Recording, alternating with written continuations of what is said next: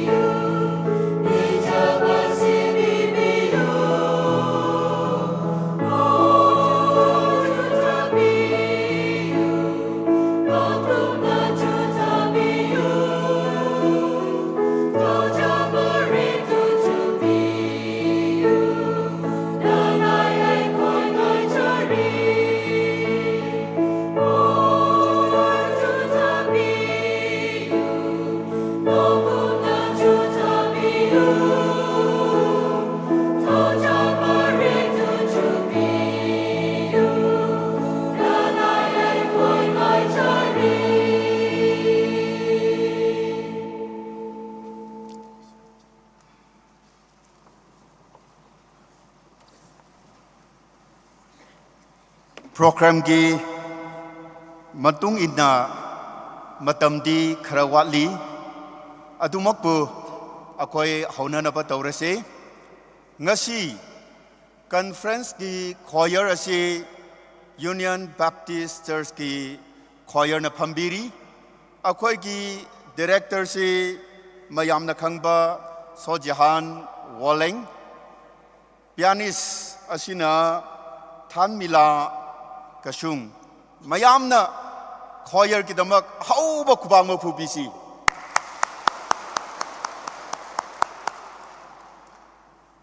Manipur Baptist Convention ki President Reverend Dr. Mathon Mivusana haiba malay ay nanganga tauribasi Maitai lon nati Manipuri lon ne hawjik su ngasi nungdang ay na program conduct ka tauribasi Maitai lon nati akoy nakamasen ne Manipuri ngang se Masi kumlaba akoy Manipur da lairiba Naga ijin inaw maru oina isor ki laupukta thauburel ama oina thaugan phangjaraba isor ki manai mayam ki tamak the first Trinal Conference of Naka Baptist Pastors Forum Manipur come annual gathering of Tangkhul Baptist Pastor Association ki program asida saruk laumin na se haina lakraba isor gi lobukta thaukan phangjariba isor gi manai thauburel mayambu amasung thajaba singlup mayambu forum amasung association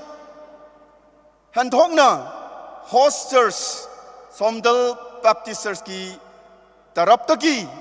ibungo Jisu Krista mingda salam kachari Sastrana asumaina hai This is the day that the Lord has made akhoi mayam isor gi mingda harau nungai bagi masak oina greetings pinase aina mayambu hallelujah haibaganda mayamna hallelujah haina response tawiyu isor gi manai mayam hallelujah amuk hanna hallelujah akhoi ahanba Trinal Conference asiki welcome service ki program aina mayam ki damak asmaina pathok pige literacy Reverend Ungpam Khamrang Associate Pastor Somdal Baptist Church ahakna lepsari haibukumna ngasi ki choir si akhoi forum ki Chairman ki Church Union Baptist Church na Pambiri akhoi congregational hymn oina MBC hymnal da 82 mayam lepkhatlaka sakminagani invocation prayer si Reverend Dr. Mathotmi Vusa Executive Secretary Tangkhul Baptist Churches Association ojana laubigani madu hekloiraga introduction and presentation ki matamasi akhoi forum ki on behalf the ki chairman amasung secretary na laubigani akhoi special song conference choir ki taminagani presidential speech asi akhoi ki oja ikai kumbada matik charaba aina maming oina panjarage Reverend remember remind President MPB FM na laubigani akhoi mayam isor gi mingda lepkhatle hairaga Manipur MBC ki hymnal da 82 mayam sakminase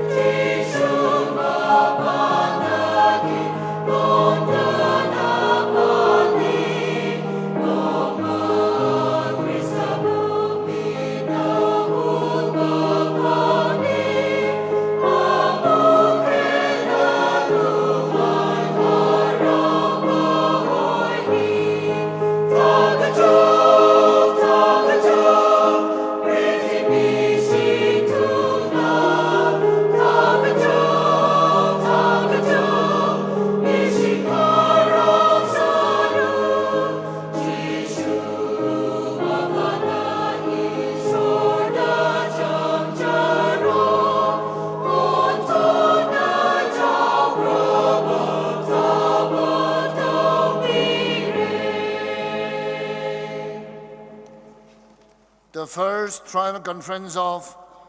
Naga Baptist Forums, Naga Baptist Pastors Forum Manipur, come and the gathering of Tangkut Baptist Pastors Association. Haunabay damakta, amasung program si shogi kutta bishin mamadam si pangjashi pernada changsi. Taga Japanese shore, ay koy bunung sibibi shore na hangni. Yao shen ba shingi yao shen ba prabhu na hangni. Ngasi numit asidi, isor na hang na ay koy ba bibire. Yao shen ba shing masumay na bule haraga. Isor na mahaki na haki ming thangat ba kaloy na na. Amaga tawgan pangnanabay na magta. Isor na hang na ko toki ba. 독비 바 분치 방자바가 로네나 하라오 농아바도 봉독 잡으니 마밤마치데 거에 락미나데 하르가 이쇼나기 야탕 인바가 로네나 나하기와 바오선 독바 아마가 더건 민나바 방능아이데 막다 프로그램 시쇼 나하고데 비션 잡으니 ngasi 농당 하고다 프로그램 로션 3 파오바데 쇼 나기 아닝바다 방독방 감능아이데 막다 이쇼나가 더와 아셰임 남당 메딩 방비요 아고이 마얌나 프로부나 하고 타가자게 아고이 본시시 나고 비신자버니 아마송 아고이 프로그램 마얌시 나기 망다 로션 바야바 프로그램 아마 오이능아이데 막다 이쇼나기 메딩 방비보도 아고이 니자버니 마담시 비자리 아마송 아고이기 본시 나기 고다 비신자버니 오직 마담시 아고이나 프로부나 하고 옌칼라가 다자바가 로네나 나게 능시바 थौजा लादुना अखोई मयाम की थकता लोइनने piggy दमक अमसुंग अखोइना पांगथोकदब programme मयाम से ईश्वरना के अनिंगबदा पांगथोक बंगमनमाय दमकता अखोई मयामबु bore बिबियु थोय असेंगना मदेंग बांगबियु हाइबसे अखोई प्रार्थनानी मदम पुंसी ईश्वरना कुदबे जिंजबनी हाइजब मयाम से अखोई बकनबीबा शिशु ख्रिस्त मीना हाइजबनी आमेन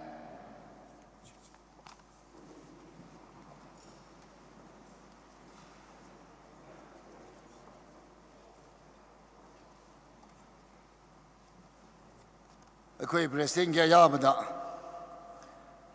अफबा पाओ इन्विटेशन मा थमजगे अखोई मार्च 25 दिक 27 फावसे अखोई नागा मयाम की नागा बाप्टिस्ट लीडर स्मिथ हाइना FNBA Fellowship of Naga Baptist Associations Fellowship of Naga Baptist Associations की मखादा मणिपुर लेबा नागालैंड लेबा असम लेबा अरुणाचल लेबा म्यांमार लेबा तोंगान तोंगानबा अखोई इंडिया लेबा मफम मयामदगी लाकमिनरगा नागा बाप्टिस्ट लीडर्स मीट हाइना अखोई TBC ना होस्ट तौबिरे हाइरगा UBC यूनियन बाप्टिस्ट चर्च उखरुदा पांगथोकदौरी पांगथोकदबा थौरम से प्रोग्राम से Pastor mayam gini Naga Baptist pastors mayam gini amasung associations leaders mayam gini madumaina akoina shem ki bishe program she akoina invite dori bishe expect dori ba delegation she Naga Baptist Association sana le mayam madugi secretary mayam ordained minister mayam Hojik pastor ordinarily but church mayam gi pastor mayam si yaure haraga akoi March 25 arrival 26 27 departure hana nungai na akoi bangtok nangai akoi program senduna lei maduna akoi laiba pastor mayam ngasi bu lakbang amdrabasu maru mayam bo haire pau bibire haraga ukhruda March 25 arrival oiraga 27 da lotion ba haibese akoi mayam lakbiu harau nungaina prabhu ki mangda akoi punminashi isong on da thagatminashi fellowship lo minare haraga nungshiba amasung ingthaba burkba yaba adugum laba fellowship am oinangai da magda akoi shem saduna leibani maduna mayam harau na lakbinangai haibese magi association through dagi pausu phangjagani paubudu फंगजदरी है बसु मफम से lakh मयामबु होजिक अहाकना host की तरफ तगी मयाम लाबयु हराव नुंगाइना पांगथोक मिनासी है बसे invite दोजबनी पाउसे पिजबिन मनी thank you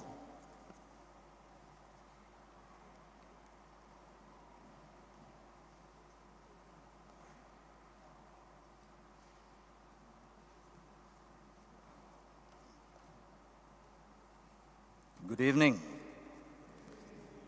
Ayaksu Manipuri nangang lage. Leader na matam PBBG. Thank you. Haibasi Haidok Chabani. Ngasi first triennial conference of Naga Baptist Pastors Forum Manipur. Come annual gathering of Tangkul Baptist Pastors Association. Asige program asida leng bira iba. Isorgi manay amadi mi puno magpo Jesu Christa gimingda salam pizari introduction and presentation ge matam masida ihan han bada mi mayambo sakmai khanganingba le adudi handak ekhoi gi conference asige speakers Yan Han Bada, Reverend Dr. Jolly Rimay, Chair, Mission and Evangelism, Asia Pacific Baptist Federation. Uzana Chan Biduna. Nahaktang lepkat piradi, nungay jagani. Aduga, loina loina na akhoi gi forum gi trap te gi koi gi president Reverend Remember Rimei uzana akhoi gi ikai khumnaba harauba nungaiba nungsibagi kudon sida kasera okay kabio ja please nang waro so Hindi kabatama.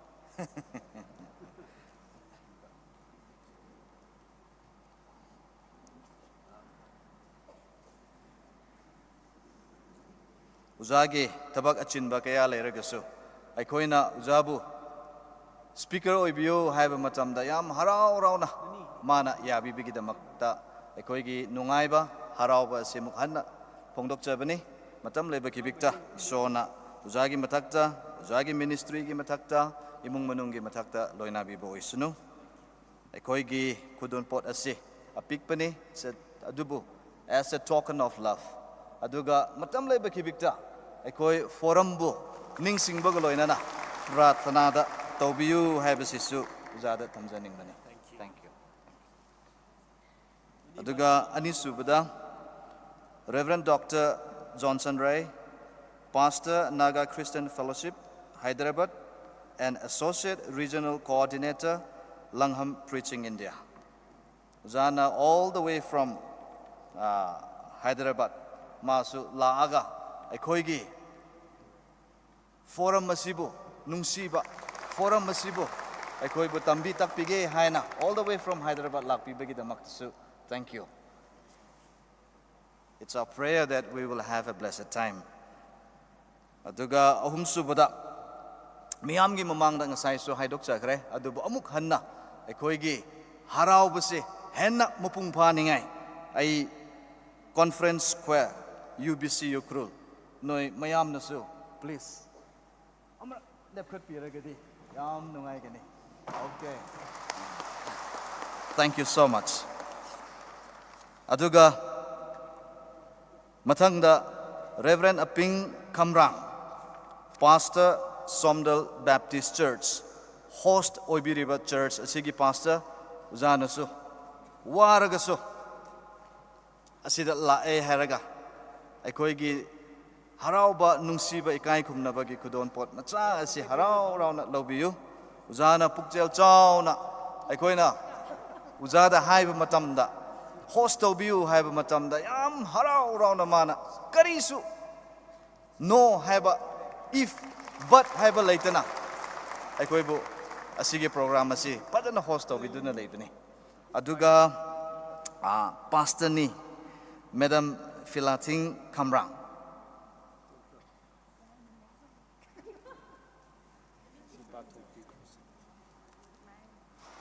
aikoi Naga Baptist Pastors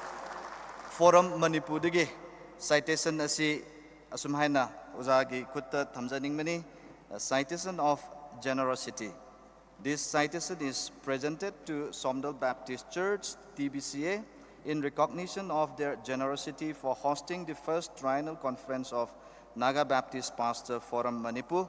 NBPFM come annual gathering of Tangkul Baptist Pastors Association TBCA held on 17th to 20th February 2025. Reverend Remember Rimei, President Naga Baptist Pastor Forum Manipur, Reverend S. Grayson Thangal, Secretary Naga Baptist Pastor Forum Manipur.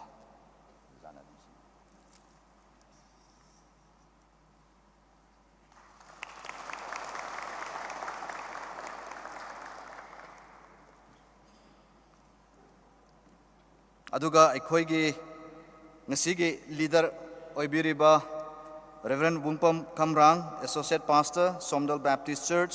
uzanasu chanbiduna asomda lengbirao.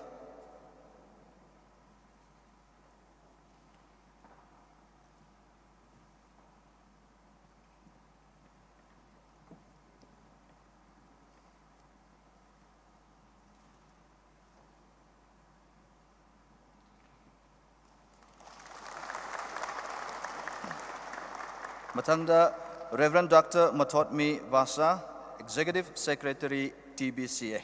Uzana su chanbiduna aikoigi nungsiba harauba ikai khumnabage kudon pot macha asi harau rauna lobiu yamna busy man adubo aikoibo nungsibigi da makta mana ngasi laaga aikoibo invocation ge matam lobibigi da makta su ujabu thank you haibasi haidok jabani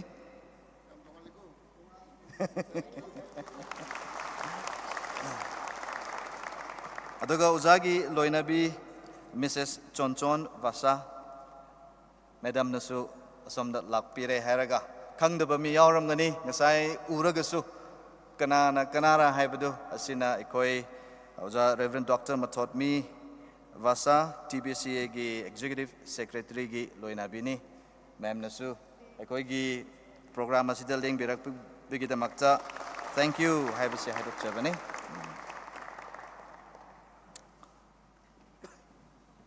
matangda Reverend Remember Rimai President Naga Baptist Pastor Forum Manipur koi uza sida ma leptuna leire uzagi give magi presentation yawba yawda badudi secondary ne koi gi forum lom degi adubo uzana ngasi fawba asumhaina forum masibu ma wholehearted sacrifice tawraga mana luching biduna ekoibu forum asibu luching biduna leibani uzagi mathaktasu shona hena bor pina bibu oisunu haibasi ekoi forum gi traptagi haidok chabaga loina na introduction gi matam asida uzagi loina bi Mrs. Shemida Rimai ma'am ekoibu asers kumna mana kochen chelaga mana sum pang biduna leibane everything asum tau asito hadana adana member so thank you so much asi akoi gi president gi loina bini khangdaba mi yauraga di amara khut thanga pione okay thank you aduga akoi gi benediction ngasi gi worship service asigi benediction lobi gadoba Reverend Chejin Barakhang mi Executive Secretary Tangal Naga Baptist Association uzana su lengbi rakpigi yam nungai jaba haidok jabani aikoi tangal koi di munna yengo masak phajabane aisu tangal ne aigi es ne adu masak ti dum phajai ko uzana su lengbi rakpigi da makta thank you haibase haidok jabani aduga aikoi NBPF ki office bearer singsu ai sak tak chaningi president asida aikoi gi mangda leptuna leire vice president Reverend Asapau Taimai Tamenglong uzana rongmai ni aduga aikoi gi treasurer Reverend Simon Lamkang Chandel degini aduga aikoi gi Joint Secretary Reverend K.A. Jacob Maram Senapati degini aduga aihakna Secretary Tangal aina Kampokpi haibatare aduga ngasigi introduction matam masida Reverend Sunny Ningshen President Tangkul Baptist Pastors Association uzana su lepi bagaloina na uzanang su somda please come forward asomda la e haraga koigi kodo pot macha si lobiu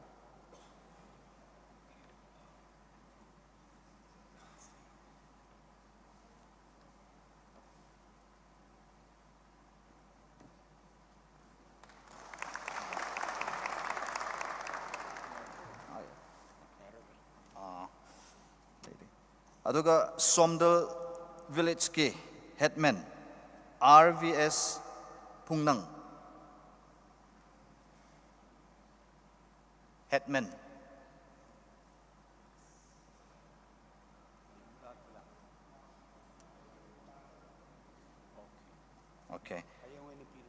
okay adu matangda chairman Apam Simre koigi irakte yawi brako oh okay hojiki evening service ki introduction and presentation asidi asida asum loisinjarage hayengna amuk hayenge matam adu amuk laujage introduction tawningai aduga presentation piningai di mi am leibane adubo ngasigedi asida thamle hairaga hayenge amuk laukhatningai tawjage. Thank you.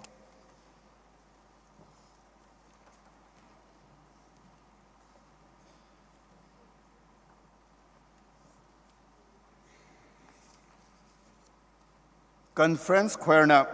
matam laudringai host church ki tarap ta gisu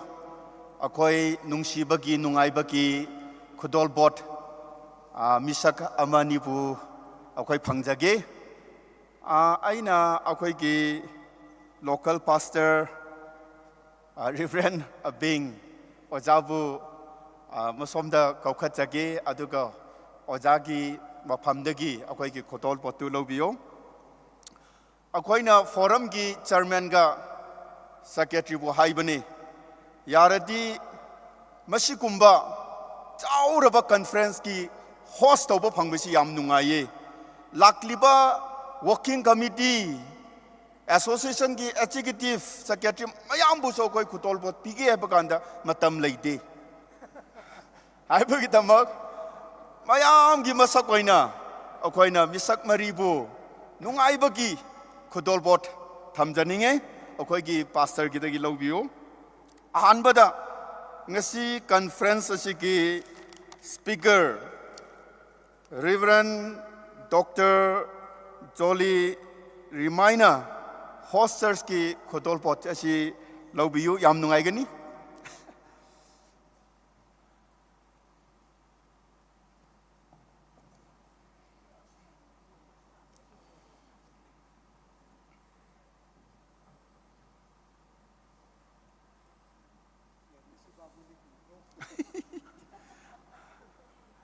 अखोई pastor ने हाइबा basket city मागी लोइना बिगिने आये.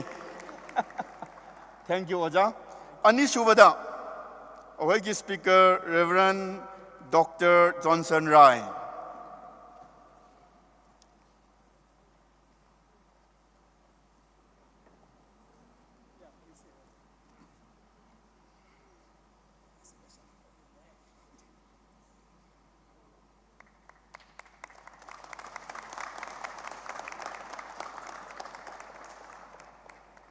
Thank you.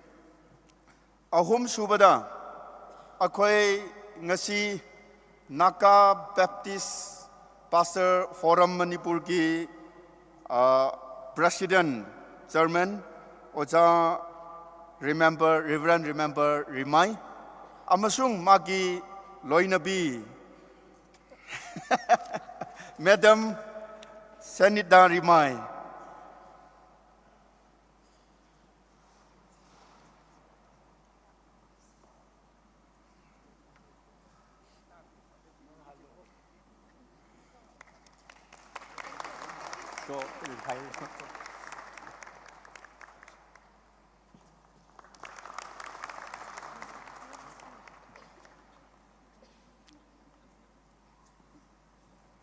Mari subada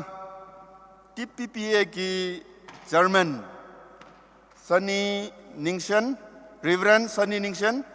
amasung akhoi oja ki loinapi Pamela Ningshan.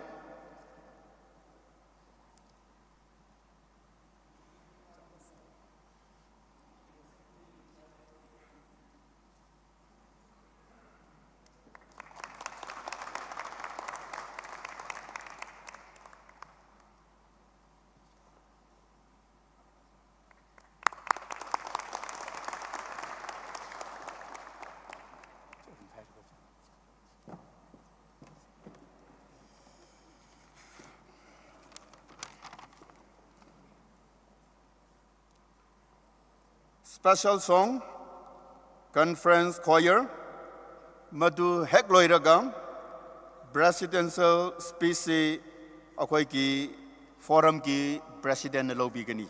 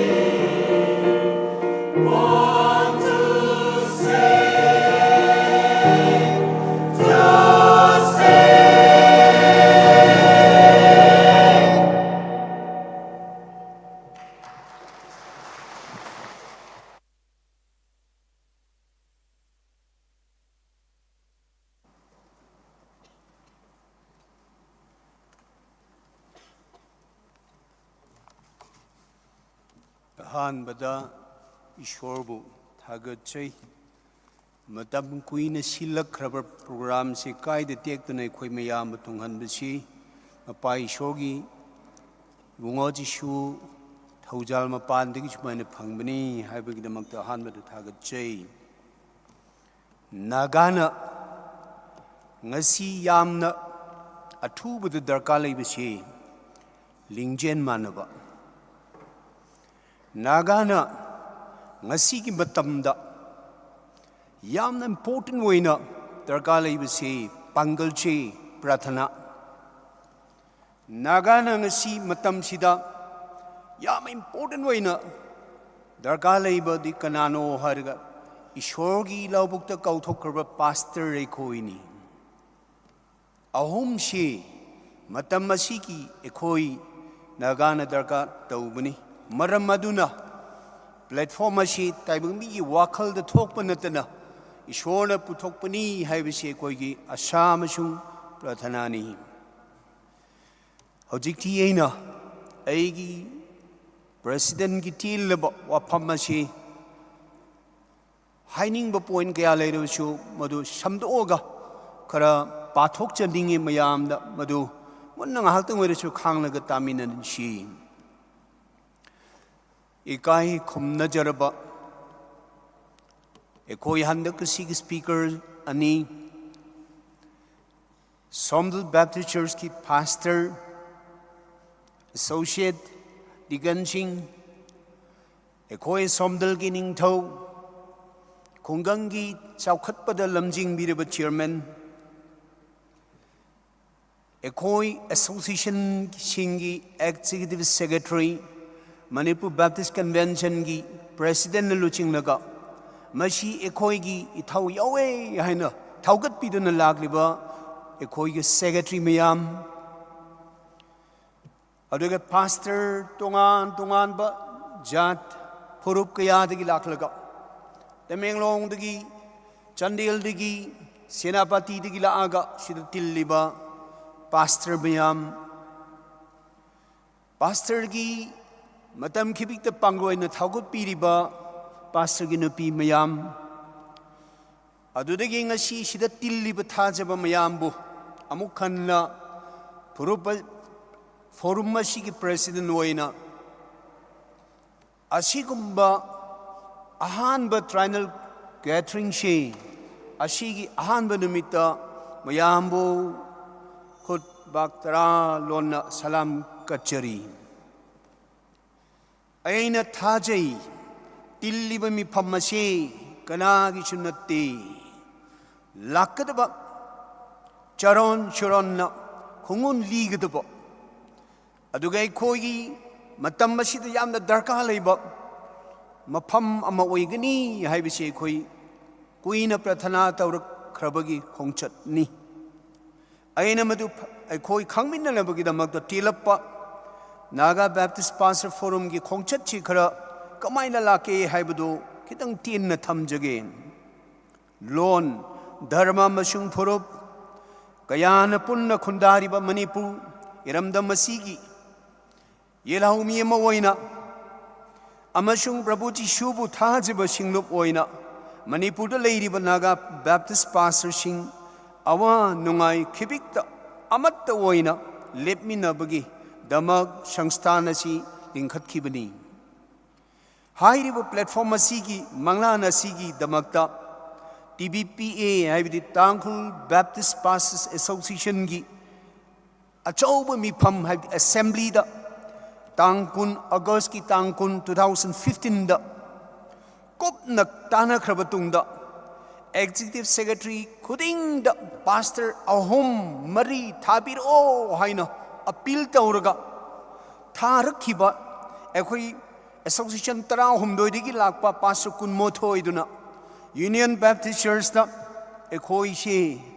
24 September 2016 da mi phama phamlaga kopna khana khrabatung da phare ngasidi gi hauna hairiba platform Naga Baptist Pastor Forum she haura she haina khong kappa si chatpa haumani Madudagi Shangsana Sigi Ahanba mi pomoina Haukiba 2023 gi 1st March gi 3rd Paubusi Domayon Kulen Hostauraga Ahanba mi pamki Namit Aduda Mayam Amuk Pamlaga Masidi Ekoi Matang Manawina Chatadaba Yadi Haina Hojiki Trinal Oina Untoklishi Haiduna Madugi Warepta Takiban Maramana Ngashi Koi Somdalda Ashumaina ahan ba triennial hai basi meeting ki di ani shubani adu triennial ki di ahan bani na the first triennial hai ki bani adu men ng shi pang thokli bani host church fu yam thagat choi masidi pan thok ta bangam da ba ama wahai ama thamjage now na popu da ngai ri ba forum masi bu how ba khongchat da shi da thaugat pi ba waina masidi yam na maroi ba tangai ba leita ba ya da ba forum ni hai ba ki da mak da thaugat pi na ekhoi ki kai thum najar ba MLA देखो कमुशा मबानी न लुपा लाख तरा पांगई एखोई जाति की लुचिंग बा तेज मुइवा की इमुंग न खोई पास्टर मयाम की नमकता ऐछु थवा यौन प्रार्थना तौरी हाइबे के मशक न लुपा लाख मदान तौखी एखोई नागा बैप्टिस्ट पास्टर फोरम की इतिहास ता मयक लान लेहौरनी कौबंगम लरोई मरमदी एखोई पैसा लेबगी हौबनती आसाम लेबगी हौबनी मधुब यादव यादी हाइबगिदमक्ते MLA अनीशिना अखोइगी इकाई खुमनजरबा दो किलोमीटर इमुंगना मसीगिदमक्ता अदुक थवा याउना थौबिकतखिबनी मयाम मसी वाखलदसु थागतपग लोइनना इमुंग बुसुई खोइ थागतचसी अदुग लोइनना मदुदिगी हाउना खोइ चथरिबा प्रोग्राम असी परिंग नैन खरदि चथै ऐन खित पंजगे करिनो एखोइना मंगलान असी फोरम मसी की मंगलान से आशा से कदाइदा पंगथुम थम से कदाइ यौगदबनो हाइबा एना मरम अमनी हाइजगे फोरम ईश्वर की लौबुक्ता कौथोक्तुना थबक सूरिबा मणिपुरदा लेरिबा नागा बैप्टिस्ट पासा मयाम खुचमनदुना मतम खिबिक्ता अमत ओइना लेपमिनरगा बैप्टिस्ट चर्च सिंगी साशोन पाइबदा एडमिनिस्ट्रेशन दा थवाई की लंबीदा अमशुंग अफवा वापाउ संदोकपदा अमना अमबु थौगतमिनरगा अमत ओइना चटमिनबसी एखोइगी अहानबनि अनीसुबदा मयाई काब चिंजागसिना मरम ओइदुना नहा कयागी पुंसी मांगहनबा इमुंग कया मचेत ताना कायहल्लिबा मसीगी मायोक्ता अमत ओइना लेपमिनबसी एखोइ मयामगी प्लेटफॉर्म मसीगी लानभम अमनी अहुम सुबदा बैप्टिस्ट एखोई की थाजब मायोक्ता अयेत लाप कांदा अमतन ओइना लेपखतमिनबसे एखोई की पांदमनी मरी सुबदा मणिपुर की member of legislative assembly MLA MP लुचिंग लेनची खगतबगी तांखखलाप कांदा असिगुम मिखलदा अचुंबगी मिखल लाकनना बाय खोय मयाम प्रार्थना गलोइनना खोलावा मत लाउमिनबसे फोरम मसीगी प्रार्थनानी मंगा शुबदा लिशांगुमना सांगना चथरिबा इंडोनागा शांति वारी खोंचतसी अचुंबना युंभम ओइरगा नुंगसीबा अमसुंग शांति की वारे लौनबा प्रार्थनाद लेपमिनबा तरुक शुबदा मणिपुर खंगहौ खुंदामिनरिबा इचिलिनाउ मयामबु नुंगसी चानना हिंगमिनदुना अफबा खुनाई शेमगतमिनबा अमना अमबु थौगतमिनबा बैप्टिस्ट की एसोसिएशन सिंबु अमसुंग MBC कनखत हंदुना मणिपुर से ईश्वर की लेबाक ओइहनबसे संसार असिगी अथोइबा पांदम ओइना थमजरी हाइरिबा मयाम असिगिदमक्ता तिल्लबा चही अमनी सी मरदे खोइना चथखिबा अमनी पंजगे मुक्का मथक्ता पनखिबसिंगसे एखोइगी आशा एखोइगी मंगलाननी एखोइगी पंगधुमनी अदुगा होजिकते एखोइना खरा चथखिबदी संस्थान असिगी परमानेंट ऑफिस अमा लेतबा यादबगिदमक्ता नोई उखरुल लब्दलादी चिंगहोंग या मनाक्ता लेबा थोई कौबा लेबा गदुगी होजिक एखोइना तुइना खंगनबा महादेवा हाइबदो अदुदा 200/300 की एखोइ लममा settle town bug लोइसिन Gadaba ngaire ikui kuidana lei madu ekhoi leiradi ekhoi permanent office madi leiradi mashi committee na kopna tanaraga akoi bade coaching koina leirabanina futhil se tawdaba yadabagi communication mayam yenglaga maduna phagni haibigdamakta madugi chingya chingkhongda madu khandokhrabani khungang ekhoi kanna tanari ani shubada Bharat अमसुंग Myanmar की लेबाक अनीदा खुंदारिबा Naga mayam lingjen khoijen manaduna asamagi pangthumda khongdaminaduna amasung Indonaga Shantiwari Shariba ase athuba matamda hingsa yaudana ing na tapna loishinnaba Naga Baptist Pastor Forum gi office bearer amasung working committee khara yauna Hebron da ato kilonser amasung deputy kilonser chief of army Lungibo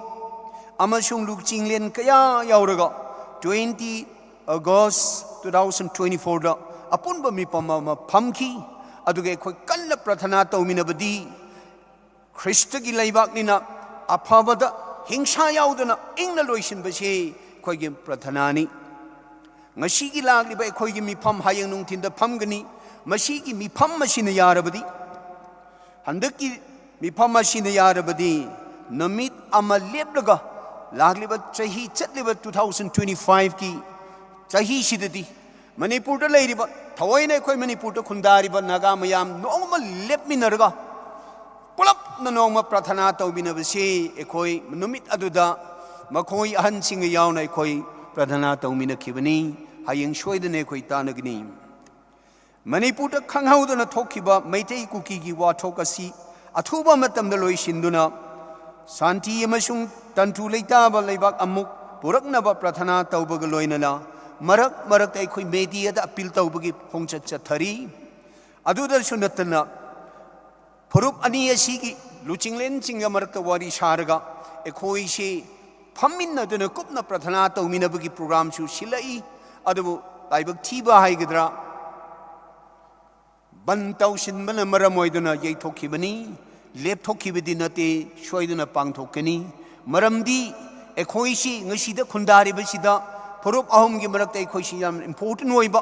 ekhoi gi ithau yam lei habagi dam dam si gi khongchachi paikhat libani forum asina Manipur da leiri banaga Baptist pastor mayam gi machin manaw ama oibagi shaktam shaktak pham oiba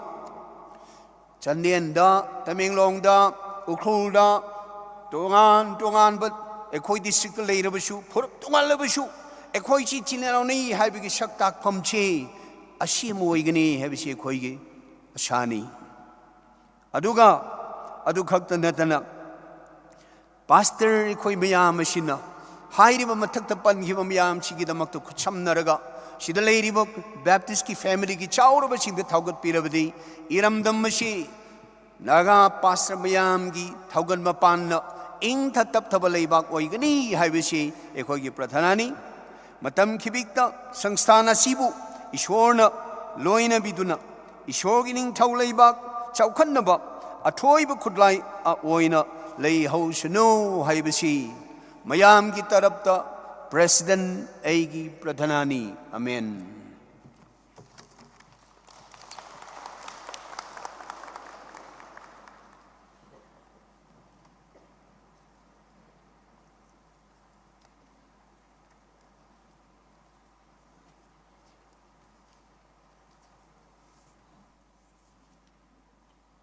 Ngasi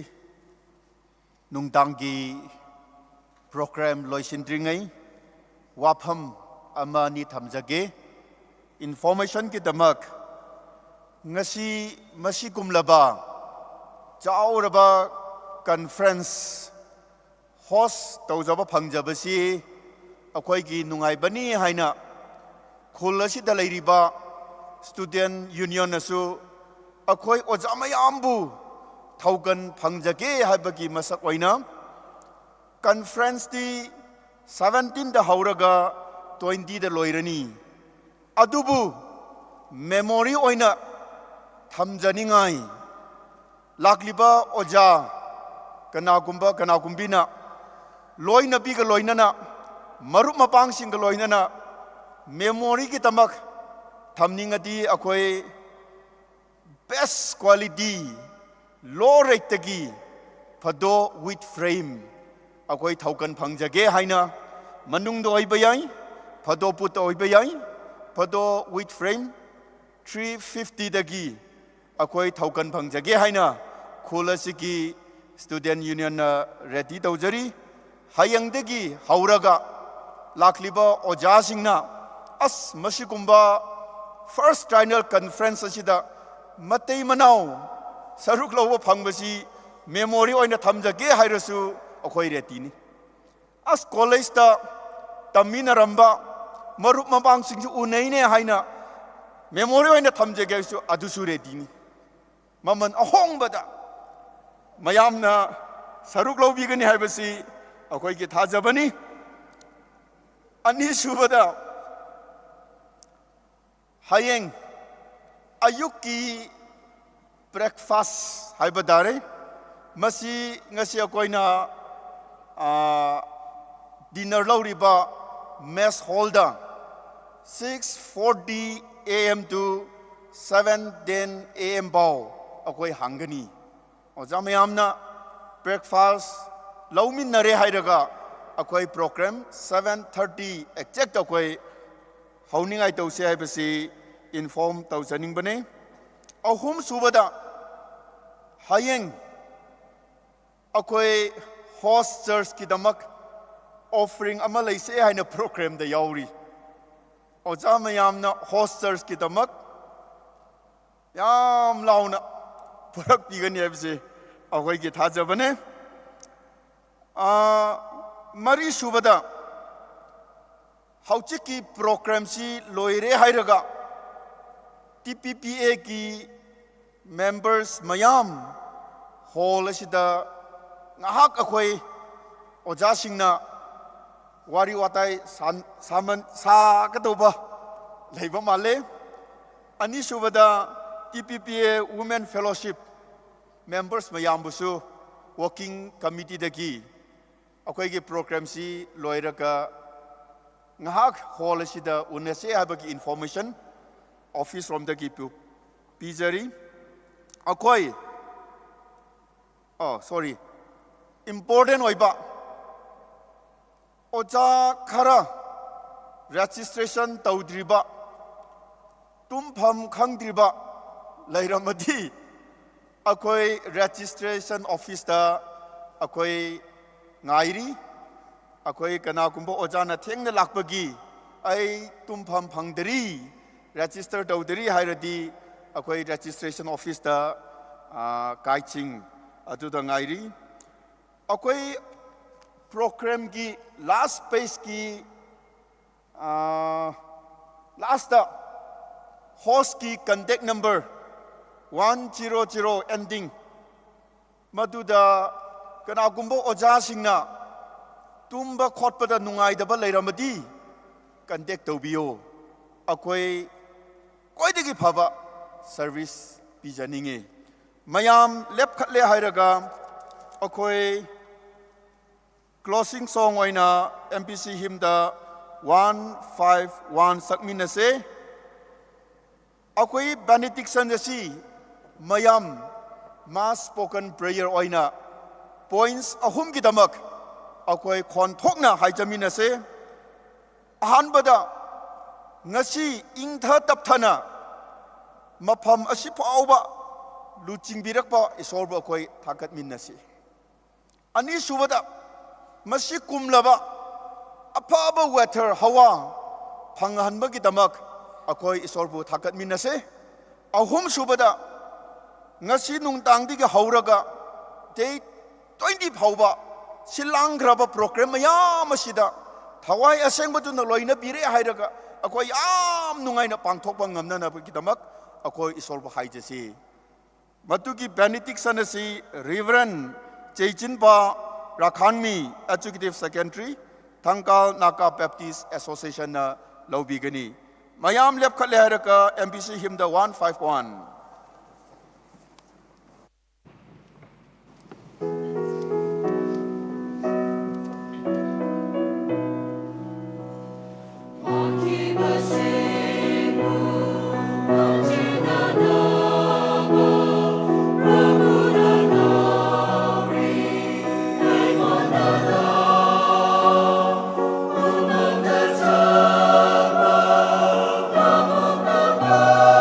Sing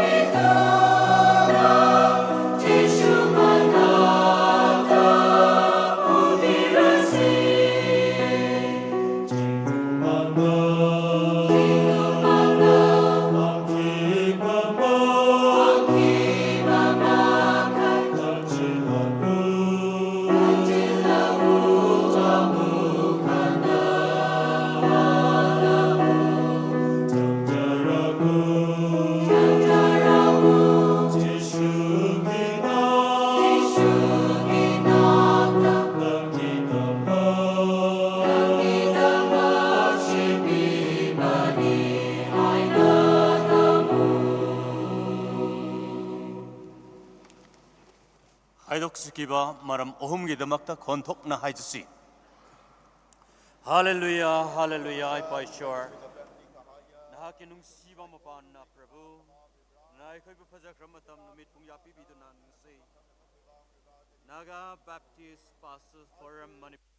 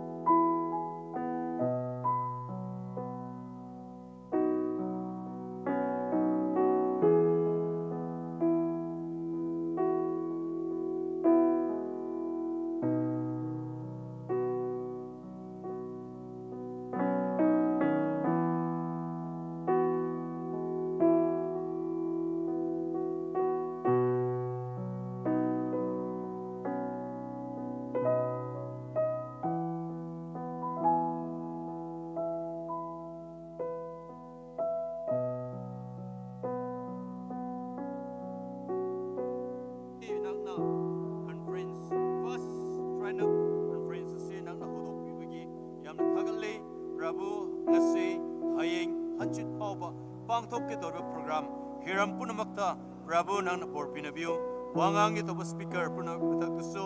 amasung lead oina apaba isay oina atop pa program na namkraba punamaki matakta so Prabhu haza na pangtok pangamningay